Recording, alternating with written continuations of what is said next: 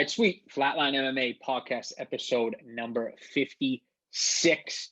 The boys took a week off, but we're back. Let's fucking get right into it. We got UFC Vegas 15, headlined by Anthony Smith and Devin Clark. This one, we had COVID pullouts on this one. We kind of had everything for this. UFC, it's always something happening every weekend. I think a lot of people looked at this card and kind of saw it, not too many big names, right? But first four fights on the prelims, all finishes. So great start to the night, right? We had, we did have Rachel Ostovich, who's kind of a big name, right? She doesn't have the best record in MMA, but, she gets a lot of eyes on her. She was taking on Gina Mazzani. And my God, she got friggin' dominated. Those body shots, bro, those hurt me. Yeah, those hurt me. She showed some technique on the ground, getting out of some funky positions. She showed her flexibility, but Manzani got just the best of her on the feet, and just with those body shots were just fucking vicious. And I'm curious to see what the UFC is going to do with her. You know what I mean? I feel like she kind of has that Paige Van Zant kind of vibe, right? And I can kind of sense a Bellator move soon. Just saying. Obviously she's losing record within the UFC. I believe either that or she's she's like close to 500. Yeah, that's what I thought. So curious to see kind of what the UFC does with her. I don't see her sticking around much longer. So, but overall, I mean, great start to the prelims. We had 4 finishes, which is fucking huge. And then getting into the main card here, I think we had some pretty exciting fights. We had the Jonathan Pierce, Kai Kamaka fight. I thought that was great. Pierce looked fucking phenomenal in that fight. He's someone to keep an eye out on the featherweight division, working his way up the ranks there. I think someone too who makes a lot of noise, Spike Carlisle. What do they call him? Alpha Ginger, I think. Guy's an absolute maniac. Talks a lot of shit. Loses the decision to Billy Algeo. I thought he just got dominated in that fight. Thought it was very one-sided, to be honest. I thought Algeo looked really good. So props to him. But yeah, Spike Carlisle is like one of those guys who just, when you see his face, you're like, oh, that guy's fighting. He's a fucking maniac. So great fight overall. And then we moved to the heavyweight fight. Josh Parsezian taking on Parker Porter. Parker Porter, a New England-bred guy, so obviously we're rooting for him. He wins via decision, and I think, what was it? They broke the record for most significant strikes in a 3-round fight in a heavyweight bout. Yep. I believe. Let me just pull up the stats real quick. So it looks like, Parsezian, 226 significant strikes, and then Porter, 228. So obviously impressive for the big guys. Typically it's, these guys are gassing out after one, right? And, you don't see that much output, but these guys were fucking slinging it from first bell to the end bell. So super exciting fight. And then co-main event, we had Miguel Baeza, undefeated 10-0, taking on Takashi Sato. Baeza getting it done. 2nd round submission, man. And this kid continues to look impressive. Is he someone to kind of keep an eye out for in the welterweight division? Yeah, I would definitely say so. Especially with his performance on, last weekend. He looked really sharp in every aspect of his game. His striking was really good, and he ended up finishing the fight with submission when, kind of looked like he was going to get the knockout, and he finishes with a arm triangle, I believe. So it was a pretty impressive victory. He looked really good. Yeah, he looked super impressive. Again, undefeated, 10-0. In a welterweight division, while there's definitely some exciting fights, it's pretty stagnant right now. You got the guys at the top who just don't have a fight book. So these up and coming guys have a chance to fight often and get themselves into the rankings quickly here. So keep an eye out for Baeza. He looked great. And then let's get to the main event here. Sorry, it just came to me. The main event was supposed to be Derek Lewis versus Curtis Blades. Yeah. Unfortunately, Curtis Blades got pulled due to COVID. They are looking to reschedule that, I believe, beginning 2021. Sucks, but That was going to be an absolute banger of a fight. But Anthony Smith and Devin Clark stepping up, went from co-main to the main event. This one was interesting because you got a guy like Anthony Smith, right? He's on a 2-fight losing streak. All right, he was at the highest of highs. He took on John Jones for the belt. Unfortunately, it didn't go his way, right? And then he gets a super impressive win over Alexander Gustafsson. And people are like, all right, Anthony Smith is legit. He just lost in a title fight, but he took on John Jones, one of the greatest ever, right? And then he just gets demolished a few months back by Glover Teixeira, right? He took a beating. I'm pretty sure. I think he tapped due to strikes, or the coach had to throw in the towel, something like that. And then he headlined, what was that, UFC Fight Night back in August. Loses decision to Alexander Rakic. Really one-sided. Just didn't look like himself in there. So a lot of questions coming into this Devin Clark fight, because you got a guy like Devin Clark, 2-fight win streak, right? Beating Daquan Townsend and then Alonzo Menifield, 2 beasts, right? And Anthony Smith just comes out and puts on a statement, getting the triangle choke in the first, shutting up all the haters, telling everyone, I'm here to stay, motherfuckers. And I think he made a big statement. Obviously, facing a guy who's, I wouldn't say the highest of caliber for a guy like Anthony Smith, who's taken on, just look at his resume. You got Oakland Vozdemir, John Jones, Gustafsson, Glover Teixeira, and Rakic, like all killers right there. So, but props to him for taking the fight. And now he's kind of just focusing on himself and saying, I want to pick fights to make me better. But obviously, with such a quick fight, what did you think of Anthony Smith's performance? Yeah, I mean, it's good to get him back in the win column. I think a lot of people are counting him out just because of how inconsistent he's been. And, he had that thing happen in his personal life where, he had someone break into his home, and he says that he's dealing a little bit of PTSD from that as well. Yeah. So all those things, he's been wrestling with, a few losses, the stuff going on in his personal life. So we didn't know what type of Anthony Smith was going to come out in this fight, but he fought smart. He knew his advantage was probably going to be his jiu-jitsu. I don't think he wanted to get into a slugging match with Clark. He's just an enormous guy, super strong, looks very explosive. So, he just strategically, I think it was a smart fight for him. He did what he needed to win, got the finish. Now he's back in the win column, and excited to see what he's got next. Yeah, and just to kind of go off that, I know he threw out a name pretty quick. I know he called out Paul Craig pretty quickly after the fight, which that's not a fight that I mind. And I respect Anthony Smith for calling out someone, higher in the rankings than him, right? Or lower, however you want to call it. But Anthony Smith's sitting at number 6, about to crack the top 5, right? And you got Paul Craig sitting at 14 right now. So that's obviously a lot of risk there taking that fight if he loses, and there's not too much to gain with that. So another guy that called him out, Jimmy Crute, who that guy's on a friggin' tear right now, coming off a massive knockout, young, hungry. I think I'd rather see that fight, because I think regardless, Crute wins that, he's now, on the verge of the top 5 as this young, up-and-coming light heavyweight, knockout power, all this stuff. So I don't know. What do you think makes more sense? Do you think he should take a fight like,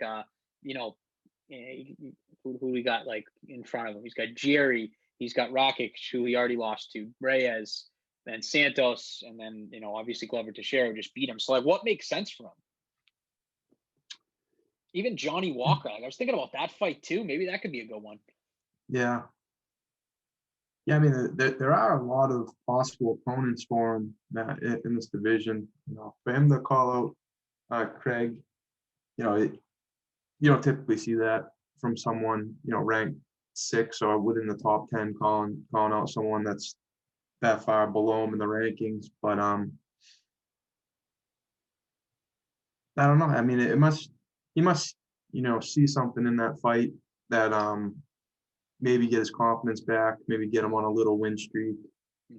But you mentioned the Crute fight, and I like that a lot. With they both have the knockout power. Anthony Smith's got incredible heart. I think that'd be a really fun one to watch. I think that would just be a complete gun show.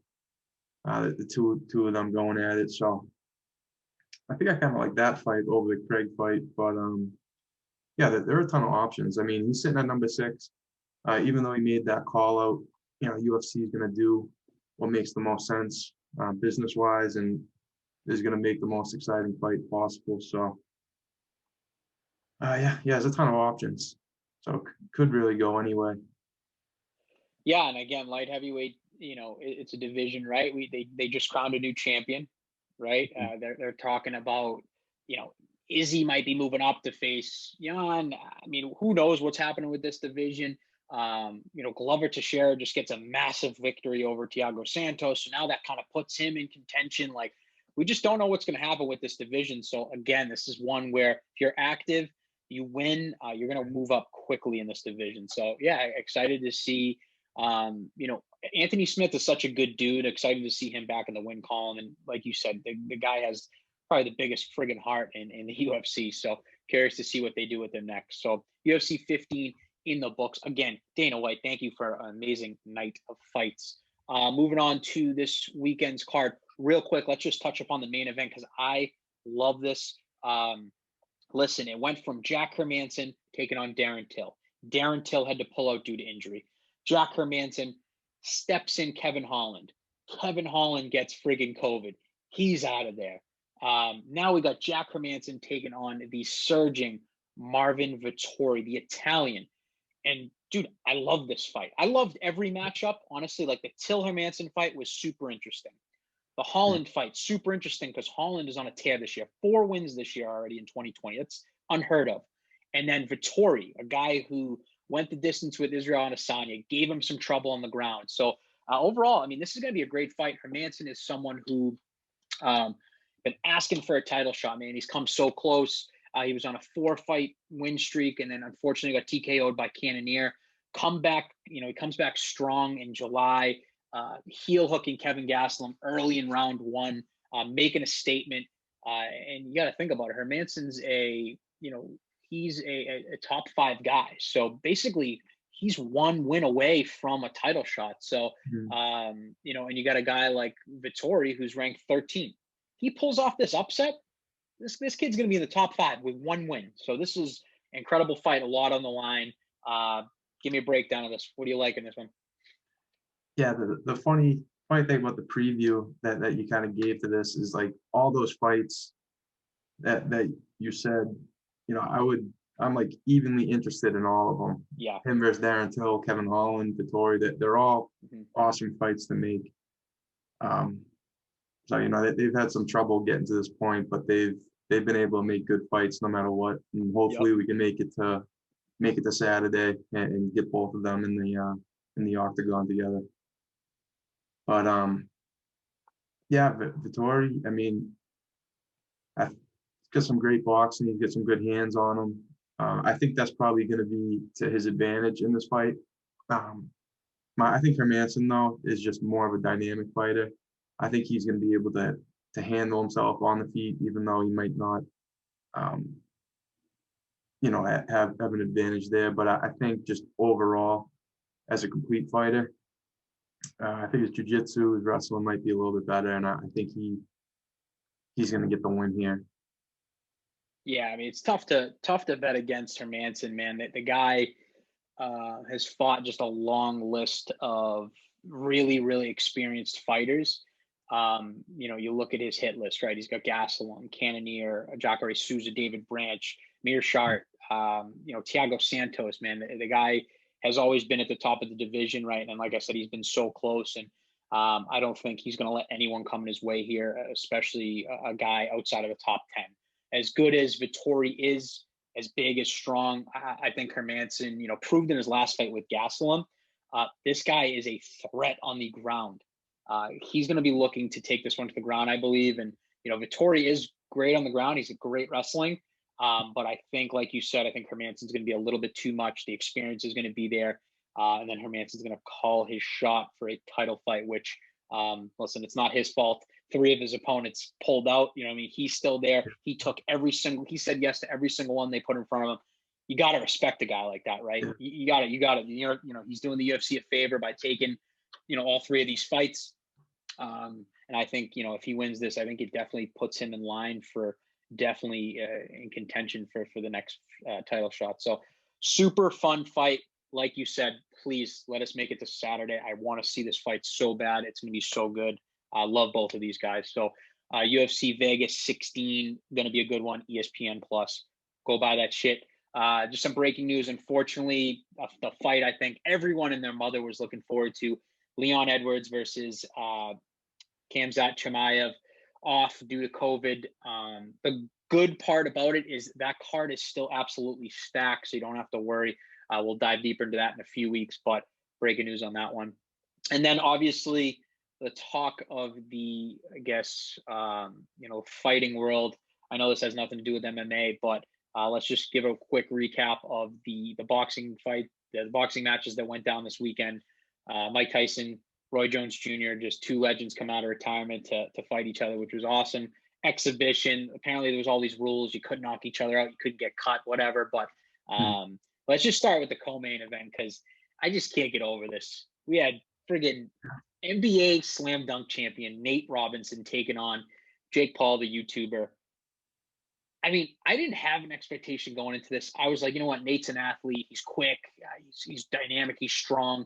Jake's this YouTuber who's fought other YouTubers, and I don't think he's fought anyone good yet.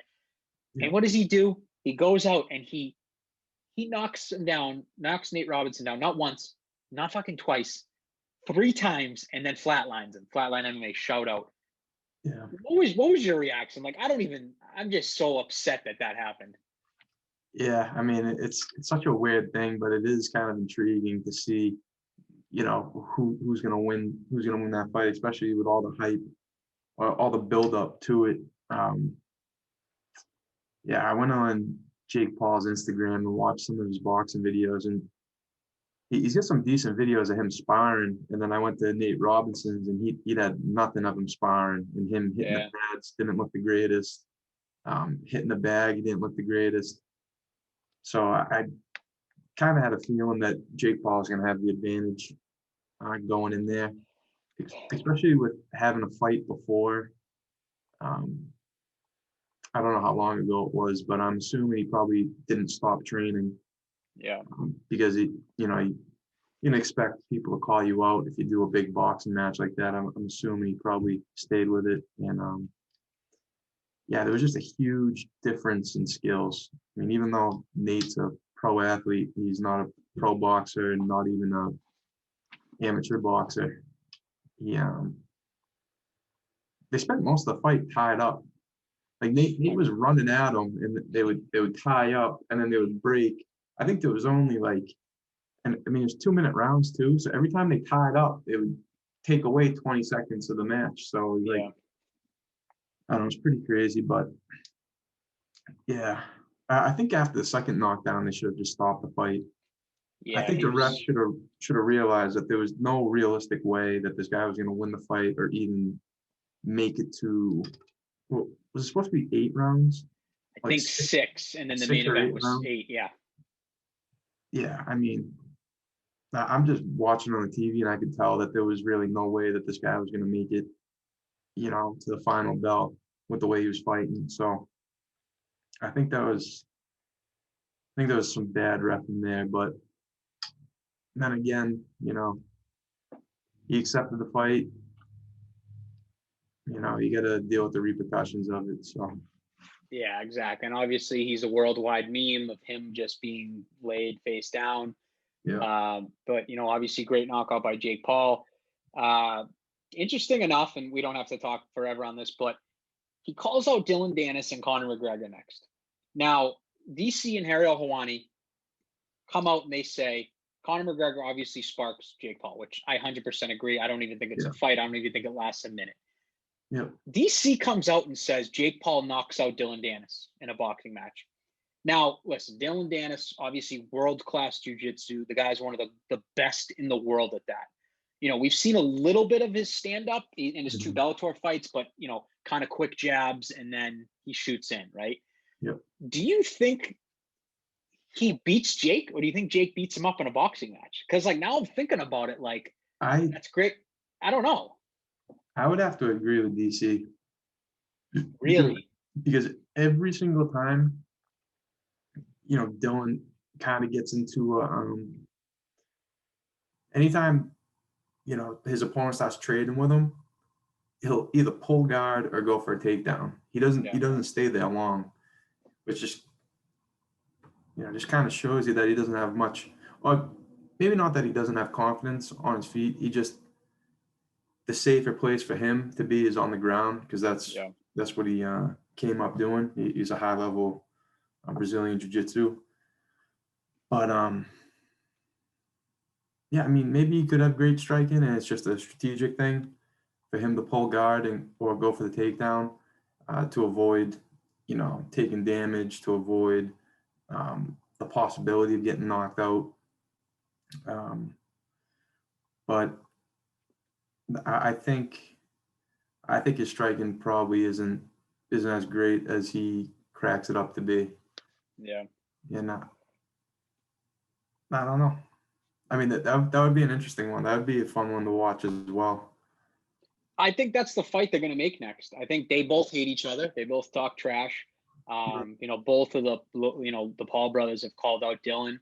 Obviously, he's a massive name. He's one of Conor McGregor's best friends and training partners, and everyone knows who Dylan Dennis is. If you say you don't, you're not an MMA fan, right? So I think that's the fight to make next. So we'll see. But obviously, Jake looked good, but he went up against a guy with zero pro fights.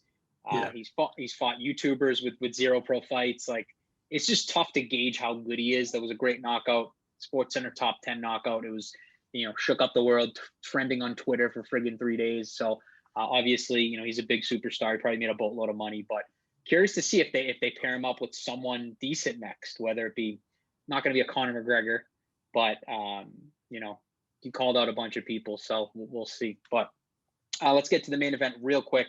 The two men of the hour. We had Mike Tyson taking on Roy Jones Jr. Mike Tyson, 54 years old, taking on Roy Jones Jr., 51. These guys are obviously two of the best of all time. I mean, just the whole event. I couldn't even believe I was watching them fight at one point. But is it me or did Mike Tyson look great in there? Yeah, he really did. And I think no one thought he was going to be able to kind of tame himself when it came to the fight. But what I noticed was he threw a lot more body shots than he did shots to the head. Yes. And every time they tied up, Tyson would kind of like give him knuckles. You're just kind of like, yeah, whatever, just kind of like buddy. So I think he was able to contain, the old Tyson. But I think if he really let loose and went for some headshots, I think he probably could have knocked him out. But overall, I mean, yeah, I think he did look really good. I'm actually glad that we agree on this. I felt like he was holding back a little bit too. I felt like he wanted to take his head off, but you're right. He was like tame and it was like weird to see. But I mean, I was just more impressed with his movement, man. Like he was doing the old Tyson bobbing and weaving. Like it was incredible to see, especially that first round when he was nice and fresh. But even in the eighth, man, like he was still moving good. And you could tell that Roy Jones Jr. was slowing down. And you could tell that like he didn't want to be there anymore. Like you said, those body shots were taking a toll on Roy Jones. And like think about if those were head shots. You're right. I think we could have seen a knockout. I know Tyson came out and said that he smoked before the fucking fight, so maybe that was it. Maybe he's just a sick bastard like that. But overall, I mean, what a great event to be able to see. Obviously, the fight ended in a draw for those of you who don't know. Pretty stupid because I thought Tyson won that handedly, honestly. But maybe that's setting up bigger fights for Mike. And I know Evander Holyfield called him out afterwards saying, let's do the third fight, which, my God, that would sell so many friggin' pay-per-views because everyone wants to see that again. But, I mean, overall, I thought it was a great event. Did you like kind of that, YouTuber, athlete, celebrity match and then, like, actual boxers in the main event? Like, is that something that they should keep doing for pay-per-views or no? Yeah, I mean, the whole thing was kind of weird because you had like Snoop Dogg as like one of the commentators. Yeah. Wiz Khalifa was like a performer. Lil Wayne was there Yeah, performing. yeah, like Lil Wayne. Adesanya was one of the commentators, which I thought was Yes. pretty cool because he's pretty insightful when it comes to the fight game. He's pretty Yeah, yeah. eloquent with the way he talks. So I think that was nice to see him. But they had just like this huge combination of like all different things. Like Wiz Khalifa performed. Uh, I don't know. It was like a weird thing, but I mean, it got me to watch. Hmm. Still watch the whole event. Yeah, But exactly. but I could definitely see like pro boxers kind of being pissed off with something like that. But because they had some legit boxers on the undercard of that. Hmm. But yeah, I mean, sold pay-per-views. I don't know the final number. I'm assuming it's going to be massive. Obviously, Tyson's a draw.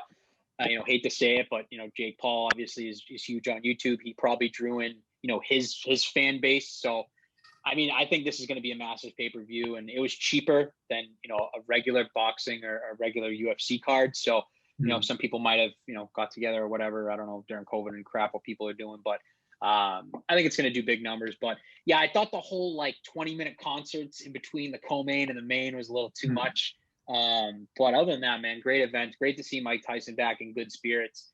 And he just looks ready to go again, man. I'm not saying that this guy's got to start a career over again, but I like these maybe once a year, get him in there. You know what I yeah. mean? He's such a good dude and like obviously a legend, and curious to see what would have, he would have been like if things went the right way for him, and he didn't have people rob him and all this stuff. I mean, the dude's an absolute killer. So great event by, I believe it was Triller. That's who put on the event. Everyone that involved in the event. It was just overall great. Quick switch up from the MMA news. So what else we got? Anything else, buddy? No, the only other thing is Oliveira made a statement Oh today or yes. yesterday saying that he deserves a title shot with a win over Ferguson. So Uh, I mean, it's, to me, if you look at the rankings, right, you got, I don't know what Khabib's doing. Apparently, Dana White's meeting with him. So he might be back. He might not. You got Connor and Dustin fighting in January. I think if you get a win over a guy like Tony, why not?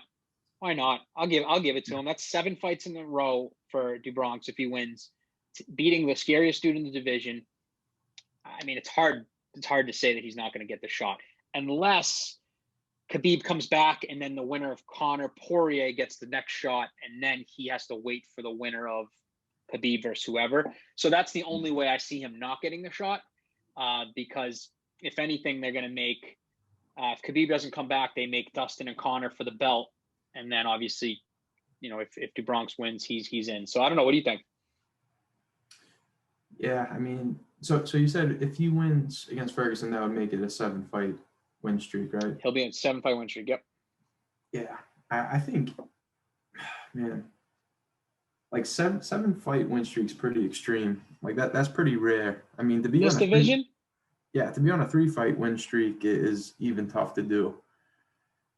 So I mean, yeah, I mean it's tough to debate against him. Um, I think all it's going to come down to, he's going to have the wins. He's been a pretty well active fighter. More active than McGregor. mm-hmm. Khabib wasn't the most active fighter when he was competing, so I think he has that going for him as well. Um, I think it's just going to come down to a business decision. I think Oliveira, he definitely deserves it from the way he fights, but he's not going to bring in the amount of money that a McGregor or even like a Gaethje or Poirier or even Yep. Michael Chandler as well. I think those guys are going to do better on a pay-per-view, even though, Oliveira's the one on the win streak. He's been the one that's been active and he's been fighting his way up the rankings. Yeah. No, very true. It's again, UFC is a business, so they're gonna do what makes the most money. And with Conor McGregor fighting, that's who they want to be their champion. So it's tough to say. It really all depends on what Khabib does next. Yeah. Yeah, I was thinking too. I mean, it depends on how the fight with Ferguson goes. If he goes and he like one ups Gaethje and like knocks out Ferguson, or Submits him. Imagine he submits him. yeah, submits him, or I don't know, he does something crazy, because there's gonna be a lot of eyes on this fight too, because Ferguson, he's got a lot of fans as well. Yep.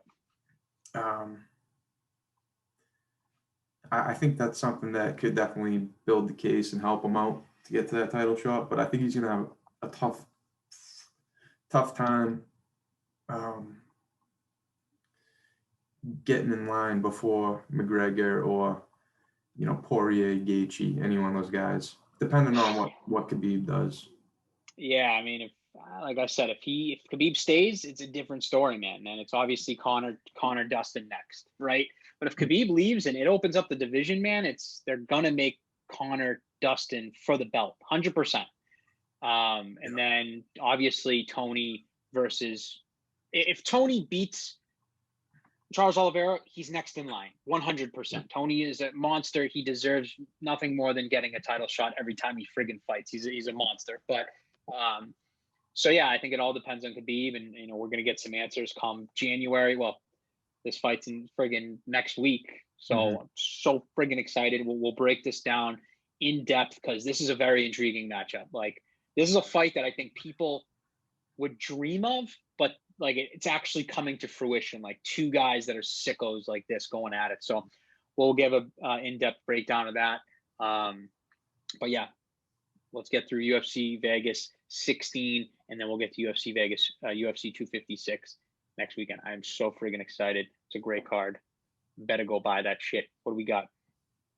That's it. Listen, click that like button, click that subscribe button. Thank you guys for the love you're showing us on Instagram. Our posts are blowing up. You guys are awesome. We're gaining so many followers per day. We love you guys. Click the link below for CBD, merch, anything you guys need. You know the deal. We say it every episode. Click the link below. Go to our link tree, buy shit, keep us in business here. Until next time, Flatline MMA. Peace.